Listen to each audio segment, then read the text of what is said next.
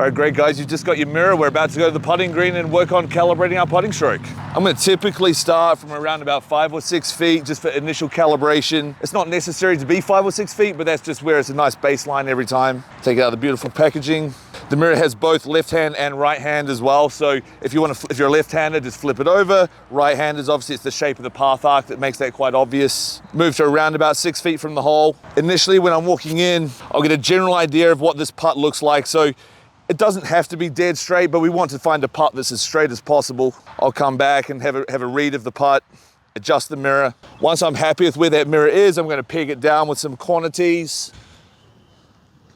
and place the ball directly in the middle. So once I've got this calibration station set up, I'm now gonna walk in, I'm gonna identify what's important to myself.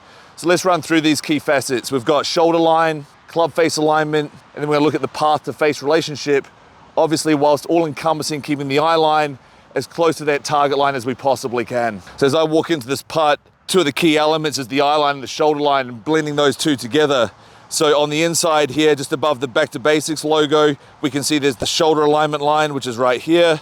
Okay, and then we have the target line, which is the thin green line directly in line with the target, obviously.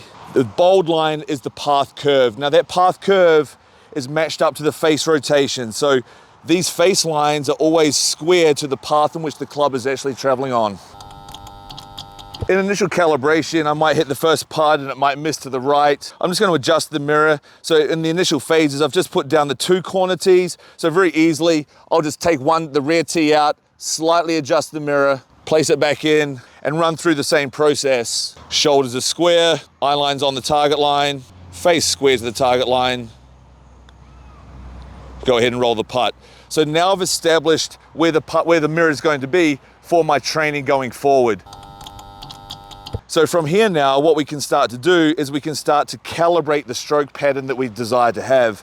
For me personally, I like to start with a heel-toe relationship with the tees.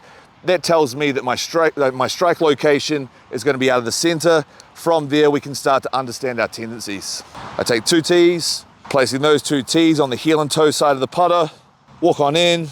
Again, same calibration, shoulders, eye line, club face, stroke.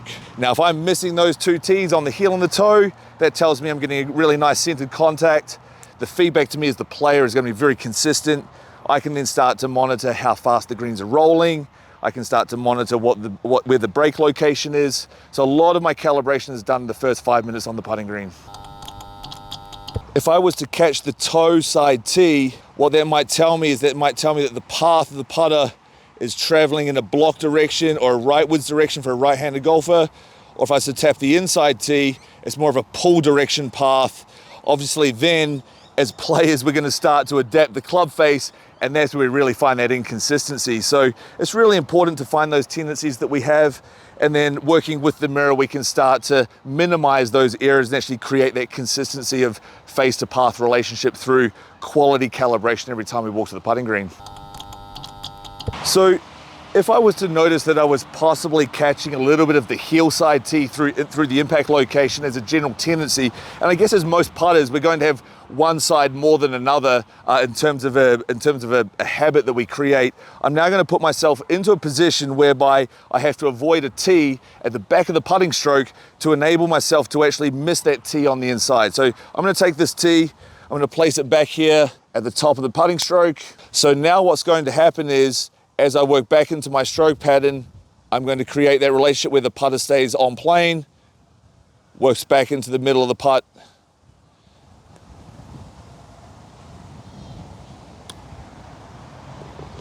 missing all the tees on the way through. So if I can miss the tees at the top of the backstroke and at the impact location, we're not going to have that dreaded little loop at the top of the backstroke, which obviously can create a bit of inconsistency at impact.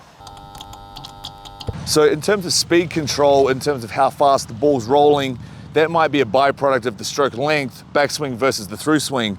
So on the mirror, what we can see is we've actually got multiple tee positions at the back of the mirror. We can place a tee at the back of the mirror right here. So if my stroke pattern was to be for a tendency a little bit too long and then potentially almost slowing down into impact, I'm now going to encourage myself to shorten the stroke up just a little to keep that constant motion going through the impact area. So a T at the back of the mirror, same calibration method, shoulders and eye line, no different. And now I'm going to make a stroke without hitting that back T. If we can do that, then we can start to generate a beautiful baseline of stroke length, shoulder line, eye line, face to path relationship, and obviously center contact as well. So all of this is done in the first 5 minutes on the putting green. Once your calibration's done, then we're back into actually getting back into performance mode.